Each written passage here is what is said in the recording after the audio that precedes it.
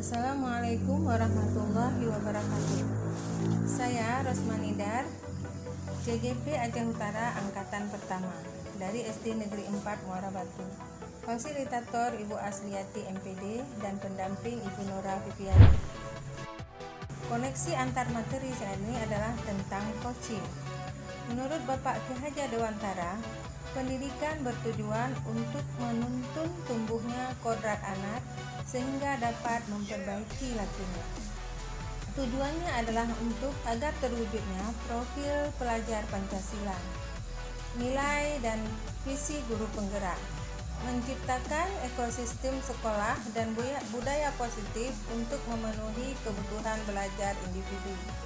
Pembelajaran yang berpihak kepada murid yaitu pembelajaran berdiferensiasi, pembelajaran sosial dan emosional, dan coaching. Kemudian untuk mewujudkan merdeka belajar yaitu melalui pembelajaran yang berpihak kepada murid dan coaching yang dilakukan guru dapat mewujudkan murid yang merdeka dan berkembang sesuai dengan potensi yang dimilikinya. Coaching merupakan proses kolaborasi yang berfokus pada solusi, berorientasi pada hasil dan sistematis, di mana coach memfasilitasi peningkatan atas perform kerja, pengalaman hidup, pembelajaran diri, pertumbuhan pribadi dari coachee. Pentingnya proses coaching. Yang pertama, proses untuk mengaktifasi kerja otak murid. Kemudian, pertanyaan-pertanyaan reflektif dapat membuat murid melakukan metakognisi. Pertanyaan-pertanyaan dalam proses coaching juga membuat murid lebih berpikir secara kritis dan mendalam sehingga murid dapat menunjukkan potensinya. Prinsip-prinsip coaching. Pertama, kemitraan ditandai oleh adanya tujuan percakapan yang disepakati. Idealnya tujuan datang dari coachee. Yang kedua yaitu percakapan kreatif. Percakapan dua arah. Percakapan dilakukan untuk menggali, memetakan situasi coachee. Percakapan ditujukan untuk menghasilkan pemikiran atau ide-ide baru. Prinsip yang ketiga yaitu memaksimalkan potensi. Percakapan harus ditutup dengan kesimpulan yang dinyatakan oleh coachee. Percakapan menghasilkan rencana tindakan. Prinsip kemitraan dalam percakapan berbasis coaching ditandai dengan adanya tujuan percakapan. Idealnya ini datang dari coachee. Coach mindset.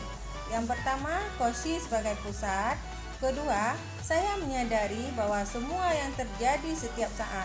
Saya terbuka dan ingin tahu lebih banyak. Saya membantu coachee melihat peluang baru.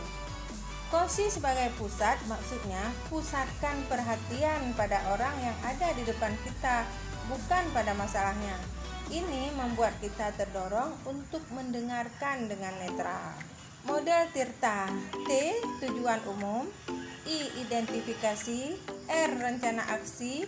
T. Tanggung jawab. Model Tirta yang adalah pengembangan dari Grow. Tirta berarti air. Murid diibaratkan air. Tugas guru memastikan air mengalir tanpa sumbatan.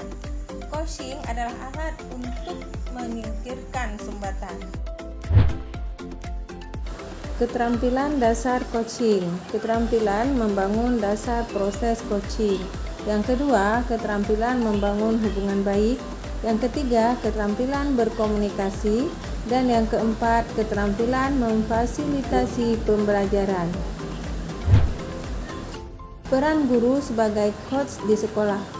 Guru sebagai pendidik perlu memiliki keterampilan coaching sehingga dapat mengarahkan anak didiknya untuk menemukan jati diri dan melejitkan potensi dirinya.